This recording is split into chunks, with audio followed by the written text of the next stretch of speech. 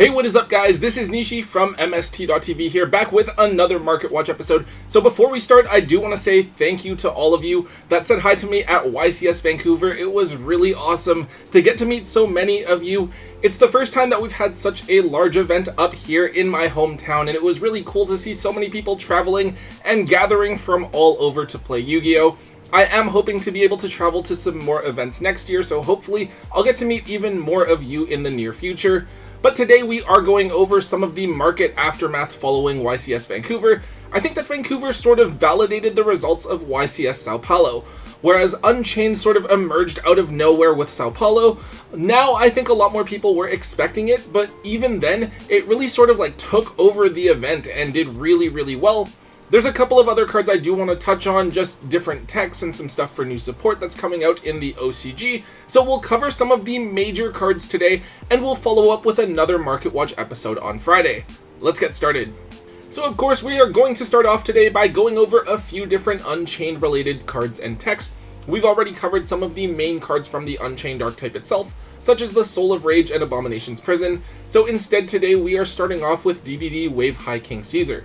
This is a rank 6 Xyz monster that requires 2 level 6 Fiends to make, which is perfect because the 2 new Unchained main deck cards from Duelist Nexus both happen to be level 6. Those 2 cards are what has allowed the deck to become as strong as it has, and enabling King Caesar was really important.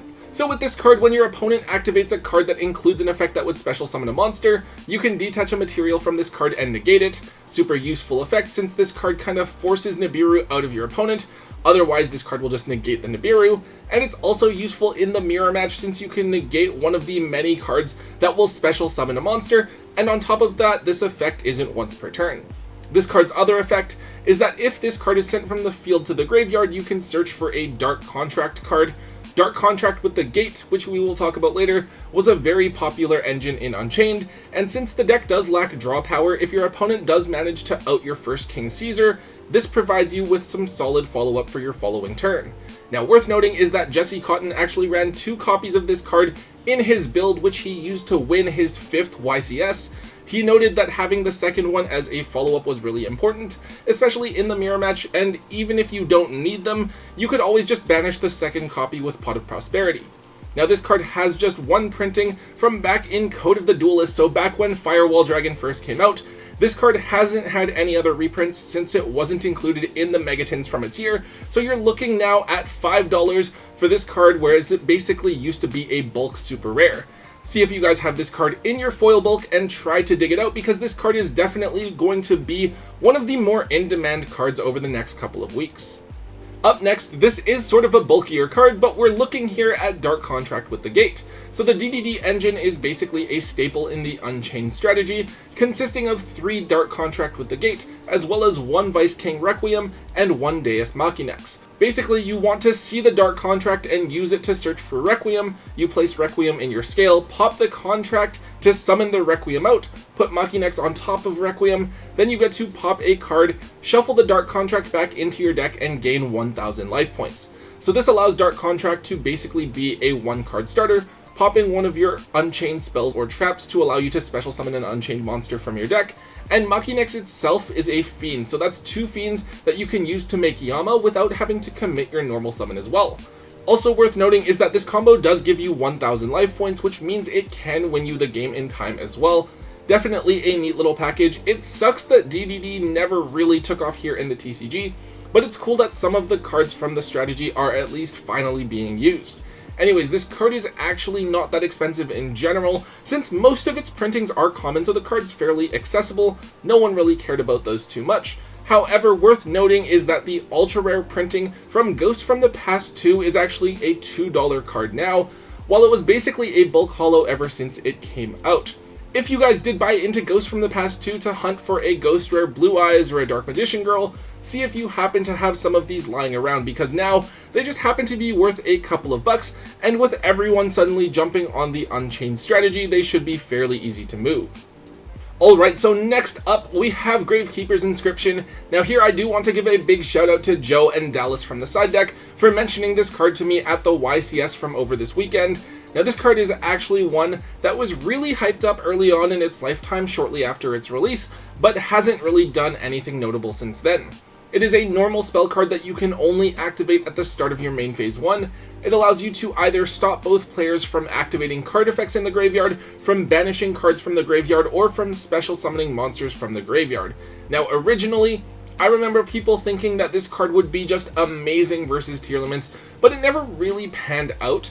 Now, however, it seems that people are back onto this card once again following Sao Paulo, as this card is theoretically very strong against both Dragon Link and Unchained, which special summon from the graveyard and activate effects in the graveyard respectively.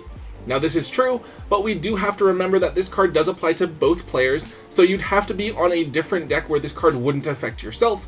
The other thing is that this is only at the start of your main phase 1, so you can't prosperity into this or draw into it and activate it after you've set up your board, which is a huge drawback. Right now this card is at just $9 to $10, though it has historically sat at around the $3 to $4 mark for most of its lifetime.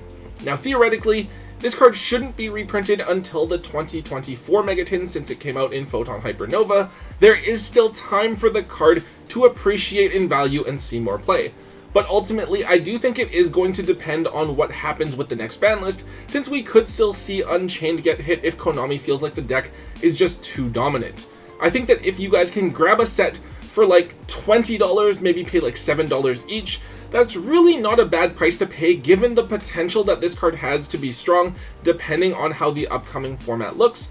However, I definitely wouldn't want to pay retail on a card like this, which is so speculative, at least not until we see with more certainty what next format is going to look like.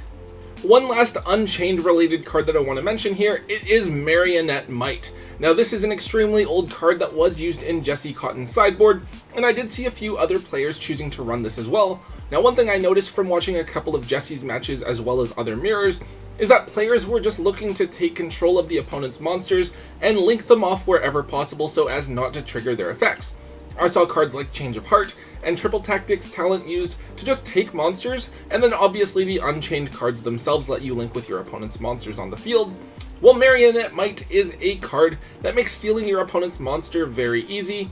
You just discard it and steal an opponent's fiend or zombie type monster. Now the cool thing is that there's no condition you have to meet in order to activate this card, like there is with talents, and you can do whatever you want with it, including attack, unlike with mind control. This is a really cool tech. It's just quite an old card that I think a lot of players didn't even know existed. So basically this card used to be bulk, right? Most players would have just dumped their copies of this card in with their bulk and never thought twice about it. However, over the last couple of days, this card has gone from being like 10 cents to now being $2 each as more and more players look to build Unchained and have this card ready in their side decks for the mirror match. If you can, I would try to dig this card up where possible and probably move them while you can as well.